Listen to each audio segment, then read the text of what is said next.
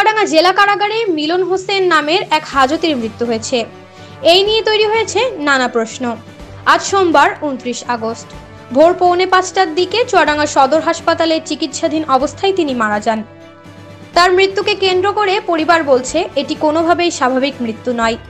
আসলে আমাদেরকে জেলা কারাগার থেকে আপনার গত রাত 3টা থেকে জানানো হয়েছে যে উনি অসুস্থ। আমরা 4টার ভিতরে এসে ওনাকে আপনার জীবিত পাইনি। 4টার পরে উনি মারা গেছে হয়তো বাঁচতে।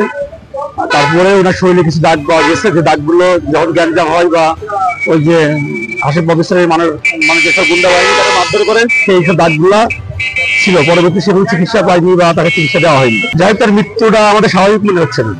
মিলন হোসেন চুয়াডাঙ্গা দামোদা উপজেলার চিতলা গ্রামের হাসপাতাল পাড়া বাসিন্দা বিল্লাল মালিতার ছেলে।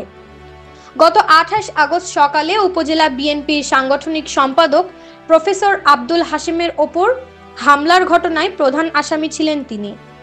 হামলায় হাশিমের দাঁত ভেঙে যায়, মাথা ও মুখে গুরুতর আঘাত পান। সেই মামলায় আত্মসমর্পণ করলে আদালত গত 4 সেপ্টেম্বর তাকে কারাগারে পাঠায়।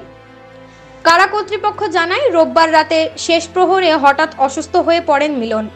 রাত 3:40 তাকে চুয়াডাঙ্গা সদর হাসপাতালে ভর্তি করা হয়। পরে 4:45টার দিকে চিকিৎসাধীন অবস্থায় তার মৃত্যু হয়েছে। জেলা কারাগারের ভারপ্রাপ্ত জেলর ফখরুদ্দিন জানান, প্রাথমিকভাবে চিকিৎসকরা ধারণা করছেন হার্ট অ্যাটাকেই তার মৃত্যু হয়েছে। তবে প্রকৃত কারণ জানতে ময়নাতদন্ত প্রতিবেদন পর্যন্ত অপেক্ষা করতে হবে। কিন্তু মিলন হোসেনের চাচাতো ভাই রিকাত মালিতার দাবি, গত 4 সেপ্টেম্বর মিলন সুস্থ অবস্থায় আদালতে আত্মসমর্পণ করেছিলেন। রিমান্ডে দেননি বিজ্ঞ আদালত, তাকে কারাগারে পাঠানোর নির্দেশ দিয়েছিলেন। পরিবারের প্রশ্ন, একজন সুস্থ মানুষ হঠাৎ মারা যায় কিভাবে? তারা বলছেন এই মৃত্যু স্বাভাবিক নয়, সুষ্ঠু তদন্ত ছাড়া সত্য জানা যাবে না। আমার নাম রিকাত মালিতা, আমার চাচাতো ভাই। যাই হোক তার মৃত্যুটা আমাদের স্বাভাবিক মনে হচ্ছে না। কি কারণে স্বাভাবিক মনে হচ্ছে না? কারণ একজন সুস্থ স্বাভাবিক মানুষ কোর্টে সারেন্ডার করেছে, পুলিশ তাকে রিমান্ডে নেয় নাই, তাহলে এর ভিতরে আমাদের তার মৃত্যুটা স্বাভাবিক মনে হচ্ছে না। যেটা ময়নাতদন্তের পরেই অথবা রিপোর্ট আসলে আমরা আপনাদেরকে বলতে পারবো। এটা হত্যাও হইতে পারে। এখন আপনার আসলে আপনার তার তো পূর্বের যে মারগুলো ছিল, পূর্বের মারগুলোর জন্য তো যেহেতু আমরা কোনো আইনি আপনার সহযোগিতা পাইনি।